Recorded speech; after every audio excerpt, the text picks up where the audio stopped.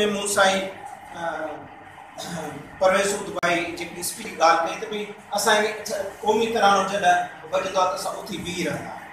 मुसुबुगड़ी लग वानसी वसीअ में अज़ीम फलासफ़ा ऐं सिंध जे ॾाहे साईं जावेद भुट्टो खे भेटा पेश करण लाइ हिकु सेमिनार थी गुज़रियो। प्रोग्राम शहीद होश मोहम्मद शीदी लाइब्रेरी प्रेस क्लब मुसुबुगड़ी जे तरफ़ां गॾियल तौरु मुनक़द कयो वियो। प्रोग्राम जो महिमान ऐं ख़ासि सिंध जो प्रेस तंज़ीम जो अॻवान मंज़ूर सईं हो, जॾहिं त प्रोग्राम में मशहूरु तइलीमदान फ़हीम मीनारी, खाबी दिल जो दानश्वर सैयद मसूद शाह, फिशर फोरम जो अॻवान अब्दुल मजीद मला, क़ौमी अवामी तहरीक जो अॻवान डॉक्टर मुजाहिद सोलंकी, प्रेस क्लब मुसुबुगड़ी जो सदर ग़ुलाम क़ादिर वसीम, सिंध पोरियत हारी कमेटी जो अॻवान कामिर निसार लिगारी, यहाँ तरक़ाती तंज़ीम जो सदर रहमतुल्लाह सोलंकी, नज़ीर सोलंकी, बशीर लिगारी, मुहिब लिगारी, गुल मोहम्मद विजो, शेर अली मरी, कामिर मुहिब आज़ाद लिगारी, पी मोहम्मद नूनारी, सीनियर इकबाल लिगारी, महबूब फातकेली और टीवी न्यूज़ मुसुबुगड़ी।